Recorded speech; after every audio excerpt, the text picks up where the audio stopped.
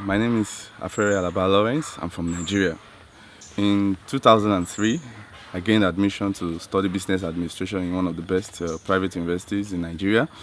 And like every other student on campus, I began to study and to read very hard so that I could come out with a good pass that could get me a good job, a well paid job in one of the banks or in any company in the oil and gas sector.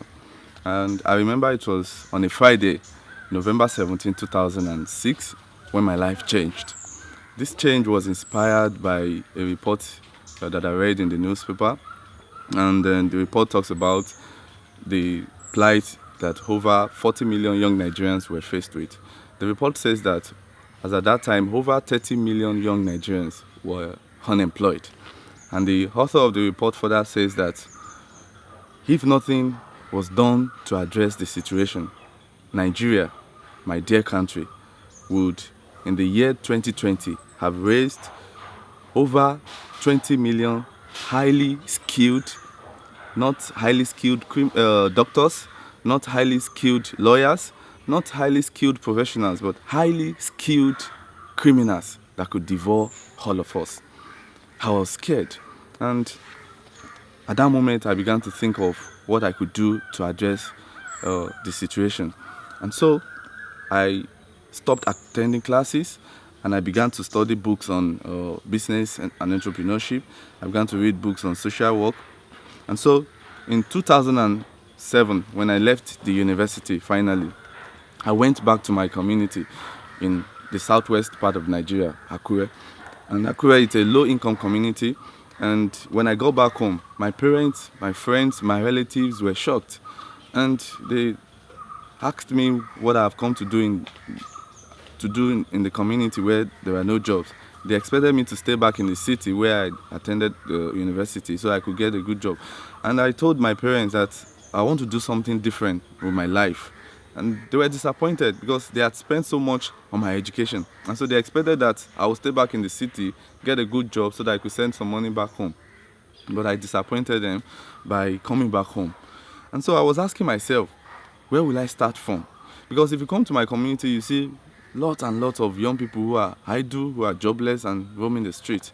And I was asking myself, where will I start from? How will I help to create jobs for these young people and also create meaningful jobs for myself? And so in 2008, I came up with an idea to start a farm where young people and myself will work, cultivate, and earn some money. And so I shared this idea with some unemployed youth in my church, about 5 of them, and then they went back home that day and shared the idea with their friends. And the following week, 15 of us started this project. And it was lovely. We named it the Youth Farm Project. If you come to the farm, you will see how youth, all these young people and myself, how we work, we cultivate the farm, we weed the farm, we eat together, and in the process we learn new entrepreneurial skills that could help us to become self-employed.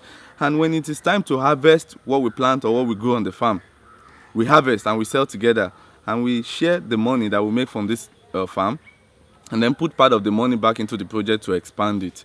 And it was lovely.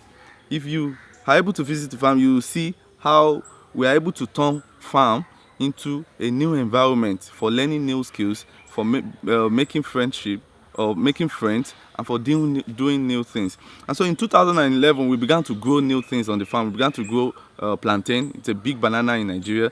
And also on the farm, we began to add value to our plantain. We began to turn our plantain into plantain chips. And this was able to employ more people.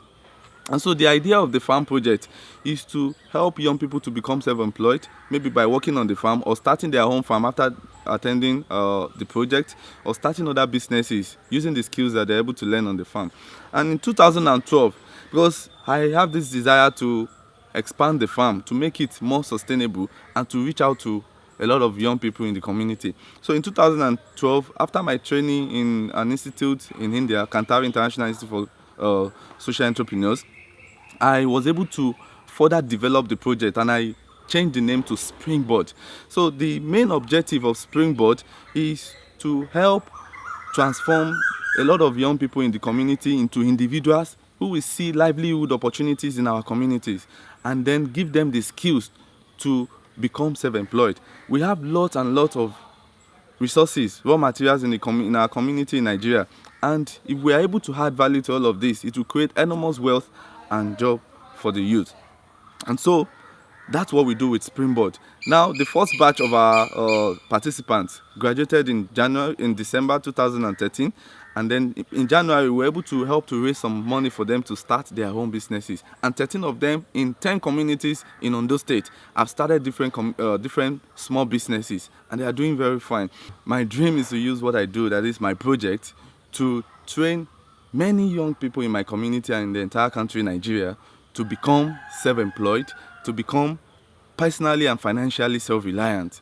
Our immediate goal on the Springboard farm is to expand our plantain chips business. This will help us to meet the high demand for the product, with more job creation on the farm and also more revenues for our farm activities. So to construct our factory and to buy some equipment for the plantain chips, we need about $24,500. And we want to appreciate you for donating to this project. So for more details, please log on to www.springboardnig.com. Thank you for helping us to build a new Nigeria.